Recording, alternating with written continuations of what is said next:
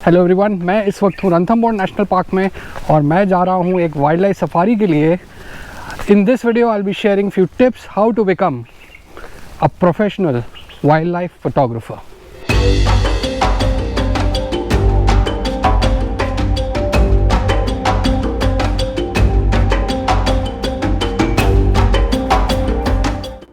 So we are inside the park right now. I think this is zone number 6 and जैसे ही हम अंदर आए तो यहाँ पे there is something called Ranthambore में zone number 6 में पिल्ली गेट। So उस गेट के ऊपर we saw couple of tigers, cubs and the mother sleeping. वहाँ पीछे obviously GoPro के वाइड एंगल में आपको इतना नज़र नहीं आ रहा होगा, तो I am using 600mm lens with Sony A7R4, तो उससे मैं जूम करके आपको एक ग्लिम्स आप देख सकते हैं अपने स्क्रीन पे। So they are sleeping right now. अभी ऑलमोस्ट 3 बज रहा है, so we will wait for couple of more say hours for them to get up and start walking and then probably हम will start you can say chasing them for good pictures. Let's see, let's hope for the best. Wild life is all dependent on your luck and how the animal behaves. You can't really control the environment. So देखते हैं क्या होता है आगे। So जब तक हम wait कर रहे हैं टाइगर्स के मूव होने का एंड लाइट का थोड़ा बेटर होने का, अभी बहुत हार्श लाइट है, so I don't think so there is any point right now since they are also lying down और हम मूव होने का वेट कर रहे हैं। तो अब तब तक मैंने सोचा क्यों ना जिस टॉपिक की वजह से आपने इस वीडियो पे क्लिक किया है उस टॉपिक के बारे में बात की जाए, how to become a professional wild life photographer. Now I am not a professional wild life photographer but I am a professional travel photographer which allows me to cover lot of wildlife sanctuaries for my client, जिसकी वजह से I also interacted with lot of wildlife photographers in the past. तो उनके information के basis पे मैं ये video बना रहा हूँ along with that whatever experience I had. So सबसे पहली चीज़ तो जो मैं कहूँगा, अगर आप वाइल्ड लाइफ फोटोग्राफी परस्यू करना चाहते हैं, आपने अभी स्टार्ट किया है, so first things first, you need to get the basics right, get the photography concepts right. When I say photography concepts, number 1 basics of photography, shutter speed, ISO, aperture, exposure, triangle, focusing modes, focusing area modes, ये कुछ ऐसी basic चीज़ें हैं आपके कैमरे के अंदर जो आपको बहुत अच्छे से, जिस पे आपका हाथ सेट होना चाहिए, because wild life is a very dynamic environment. और जब आप ऐसे एनवायरनमेंट में आते हैं जहाँ एनिमल्स आपके कंट्रोल में नहीं है, तो it is better that you know the concepts very clear in terms of photography so that you don't fumble, आप कोई ऐसी मिस्टेक ना करें और वो अपॉर्चुनिटी आपके हाथ से निकल जाए। और बेसिक्स राइट्स करने के लिए, अपने फोटोग्राफी कॉन्सेप्ट्स को सही बनाने के लिए, it's not a very big deal, it's not rocket science. YouTube भरा हुआ है ऐसे वीडियोस से, go through them, choose the right, filter out the videos जो आपको नेसेसरी लगता है in terms of knowing the knowledge. और जैसे कि मैंने बोला, exposure, how to get the exposure right, how to get the focusing, भाई बात मत करना, how to get the focusing right. And once you get the hold of it, exposure and focusing, then I think you should also know कि आपने जो भी camera system use कर रहे हैं, आप चाहे कोई भी कंपनी का हो, कोई भी ब्रांड का हो, you should know that camera gear pretty well। चाहे वो लेंस हो, चाहे वो इक्विपमेंट हो, चाहे वो एंटायर कैमरा सिस्टम हो, उसमें ऐसे क्या क्या फ़ीचर हैं जो आपको वाइल्ड लाइफ फोटोग्राफी के दौरान हेल्प कर सकते हैं। सो बेसिक सही होना बहुत इंपॉर्टेंट है। It's a slow process, it will take some time.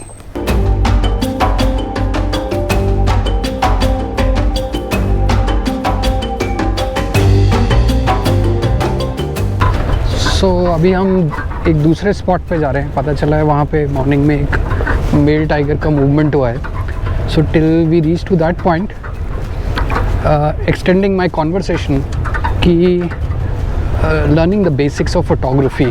और उसका एक तरीका तो ऑब्वियसली ये है कि आप यूट्यूब वीडियोस देखें, रीड करें, फोटोग्राफी ब्लॉग्स पढ़ें, gate the basics right. And उससे ज़्यादा इम्पॉर्टेंट है उसको प्रैक्टिस करना। Now eventually you cannot come to wildlife sanctuary to practice wildlife photography, right? It's a very expensive, I should say, practicing turf. But what you can do is you can start practicing your photography skills in your backyard. चाहे वो even pigeons हो, sparrow हो, crow हो, that will give you a decent idea about how your camera behaves in particular situation. And you will also understand your camera कि उसका focusing system कैसे काम करता है और आप कितने फ्लेक्सिबल और spontaneous in changing the settings. अगर आप बैकयार्ड पे नहीं करना चाहते, अगर आपके शहर में एक लोकल ज़ू है तो you can visit local zoo also, city zoo, and zoo gives you immense opportunity to understand some of the animal behaviour also. वहाँ पे भी आप प्रैक्टिस कर सकते हो without spending much of money in wild life sanctuary initially. So I think ये 2 option आप रखिए। Practising will make you perfect on your equipment. जितना आप अपने इक्विपमेंट पे कॉन्फिडेंट होंगे उतना आपके लिए बेटर होगा जब आप वाइल्ड लाइफ सेंचुरीज़ के अंदर जाएंगे to pull out good shots.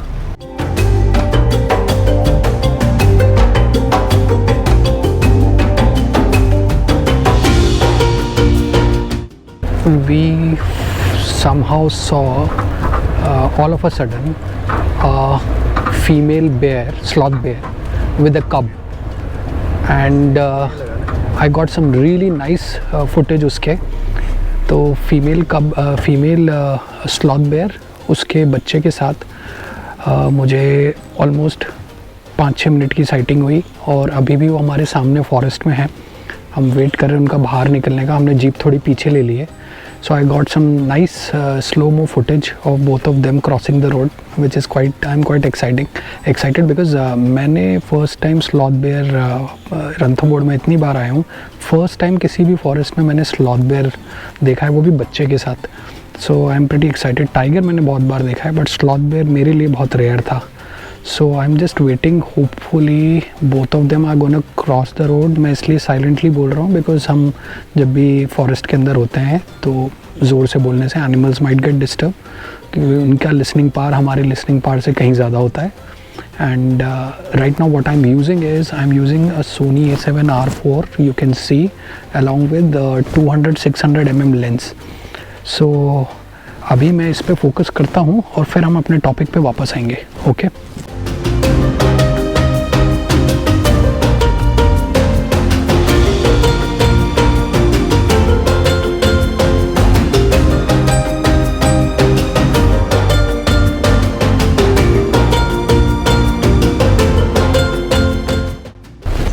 That was quite a sighting, और बड़ा मज़ा आया शूट करके, और काफ़ी अच्छा फुटेज भी मिला।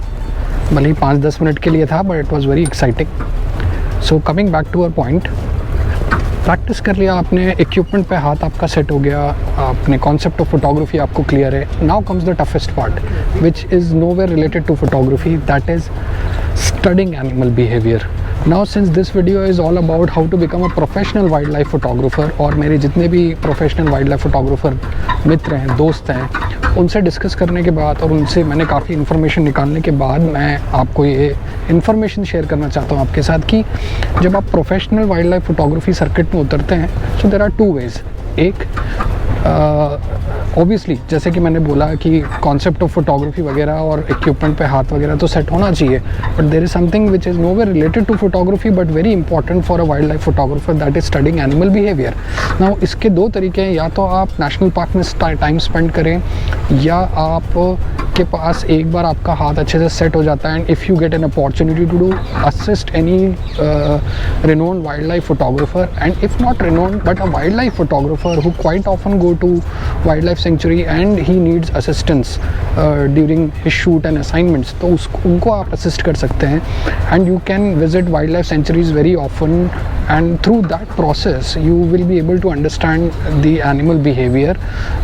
और जिसको as a wild life photographer मुझे ऐसा लगता है कि एनिमल बिहेवियर रिकॉर्ड करना, एनिमल बिहेवियर को अच्छे कंडीशंस में कैप्चर करना is one of the major task of wild life photographer.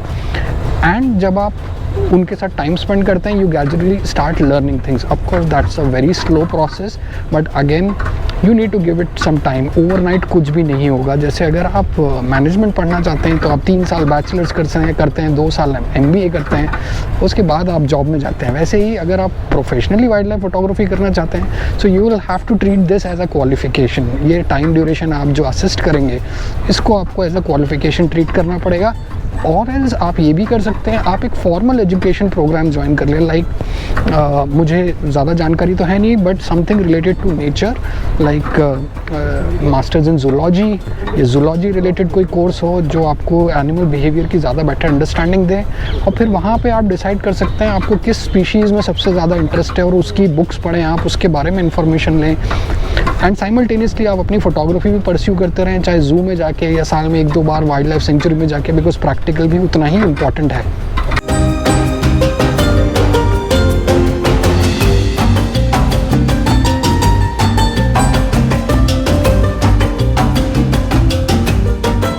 Now आप में से कुछ लोग सोच सकते हैं कि कोई भी वाइल्ड लाइफ फोटोग्राफर आपको असिस्टेंटशिप एज असिस्टेंट क्यों रखेगा या एज अ इंटर्न क्यों रखेगा। सो मेरा पर्सनली ये मानना है कि there are lot of wild life photographer जो मैंने देखे हैं वो ज़्यादातर अकेले ही काम करना पसंद करते हैं।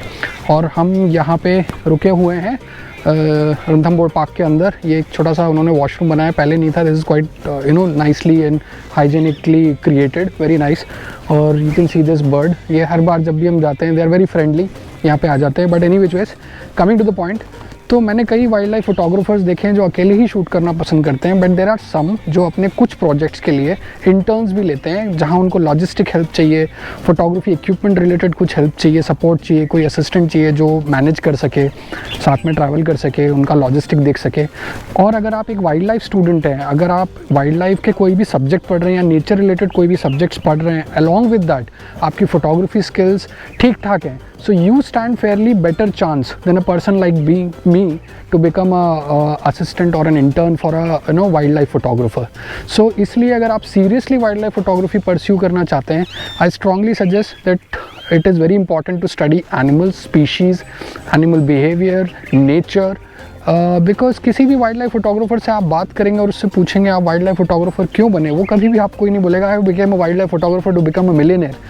बिकॉज और मैं ये नहीं कहूँगा कि वाइल्ड लाइफ फोटोग्राफर या कोई भी फोटोग्राफर मिलियनेयर नहीं बन सकता। पैसा कमाना is very subjective. I have seen people जो एक छोटी सी शॉप चलाते हैं and they have more turnover than a company with 50 employees.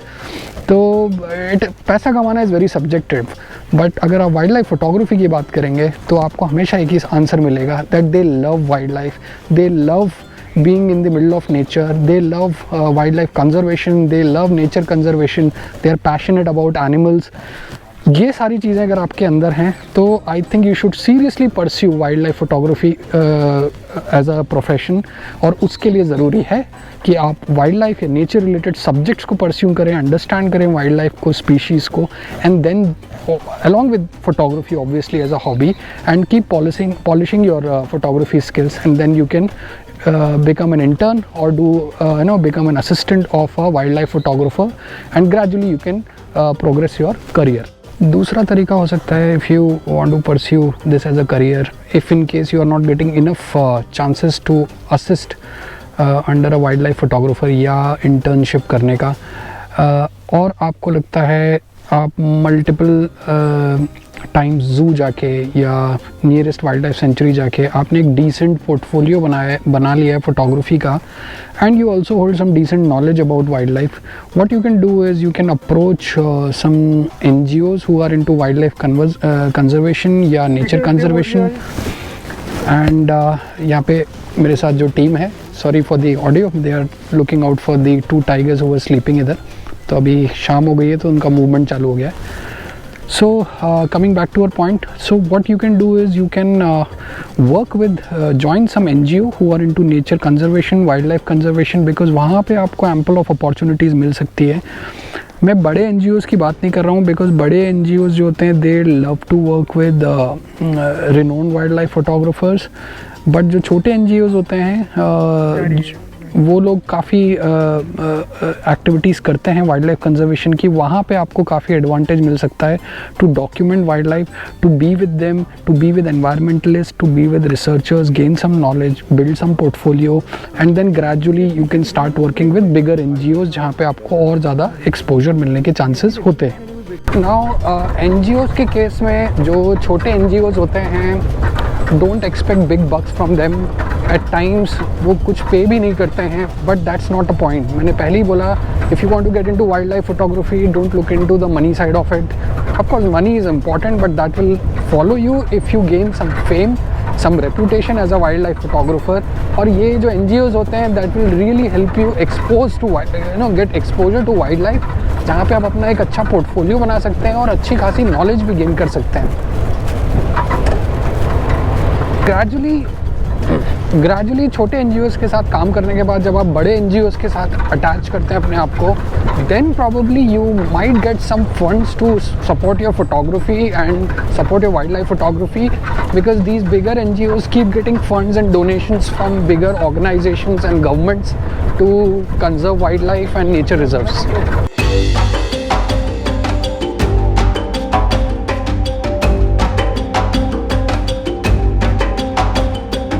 Now अगर आप oh beautiful, just look at this scene behind me.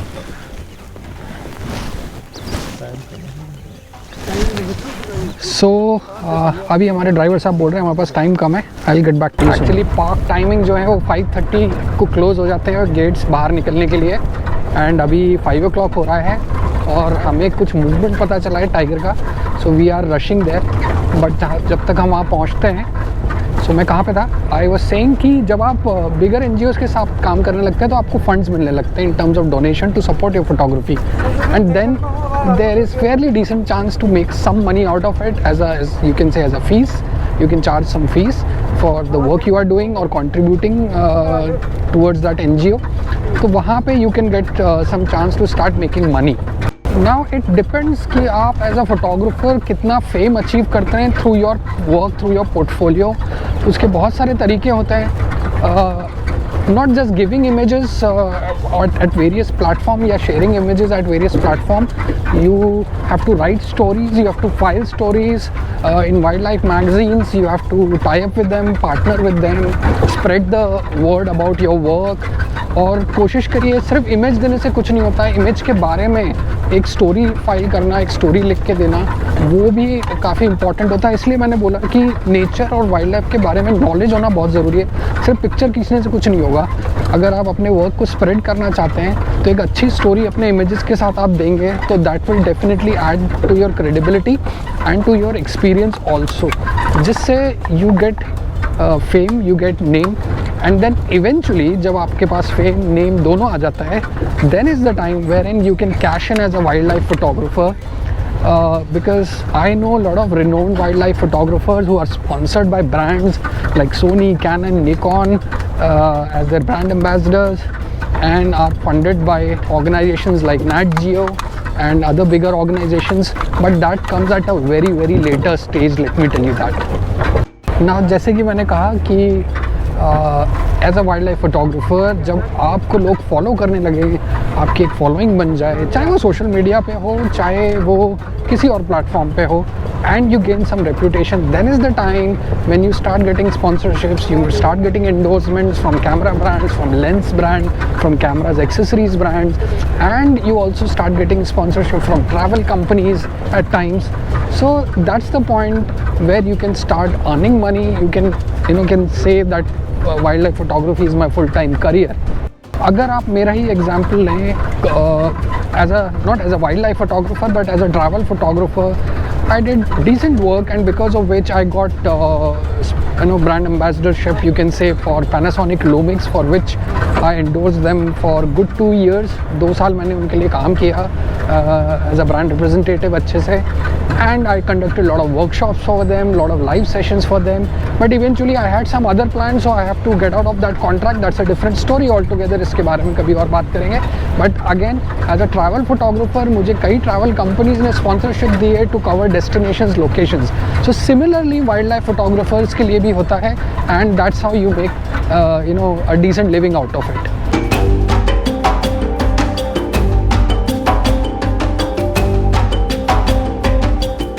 So eventually park से बाहर एग्ज़िट लेने का टाइम हो गया है, सिर्फ 5 मिनट बचे हैं, एंड टाइगर हमको जो पहली ग्लिम्स मिली थी बस वही दिखा अभी तक. But I am very happy कि मैंने स्लॉथ बेयर देखा अपने उसके बच्चे के साथ, and it was quite a rare sight. मैंने कभी स्लॉथ बेयर फोटोग्राफ नहीं किया, ना ही मैंने उसको वीडियो पे रिकॉर्ड किया.